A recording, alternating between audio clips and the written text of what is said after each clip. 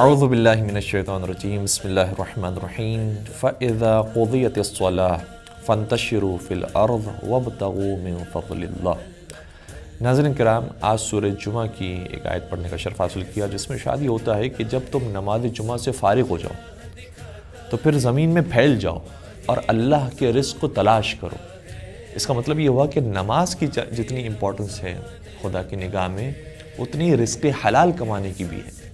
یعنی جمعے کے دن نماز جمعہ پڑھنا یہ بہت بڑی عبادت ہے،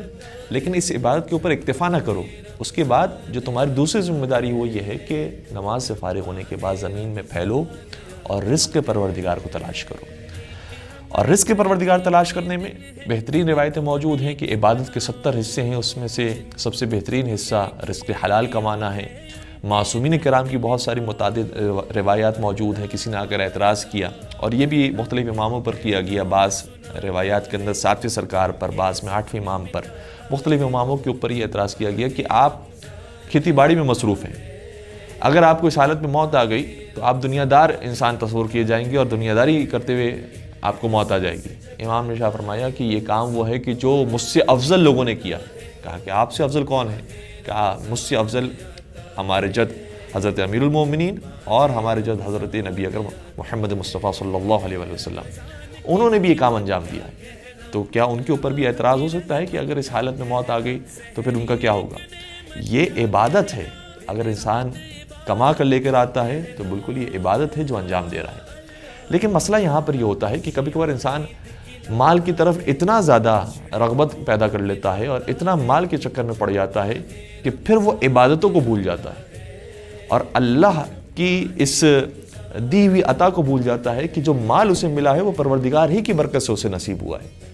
اس لیے ان دونوں کے اندر بیلنس رکھنا ضروری ہے، اور سورہ جمعہ ہی کی آخری آیت کے اندر اسی بیلنس کو بیان کیا گیا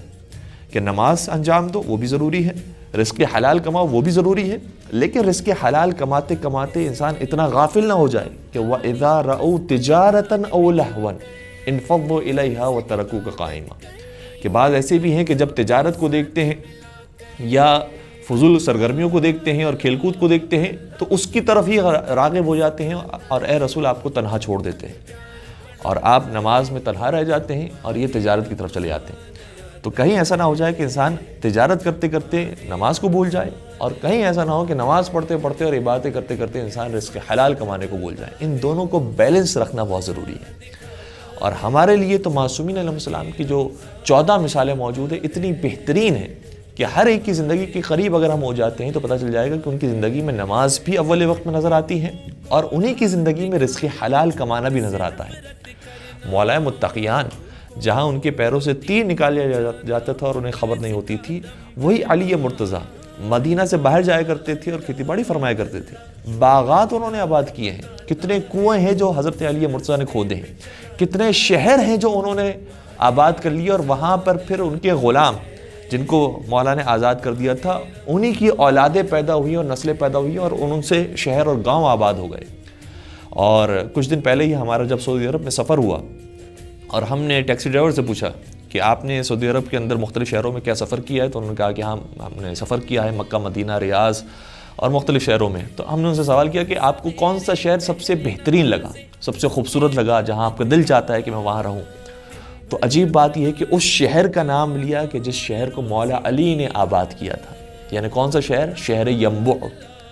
جبکہ یہ نام لینے والا جانتا بھی نہیں ہوگا کہ مولا علی نے یہ شہر آباد کیا تھا، اور خود اس کی زبانی تھا کہ ینبع میں جب ہم جاتے ہیں تو ہر طرف ہمیں درخت ہی درخت نظر آتے ہیں، باغات ہی باغات نظر آتے ہیں، اتنا خوبصورت وہ شہر ہے۔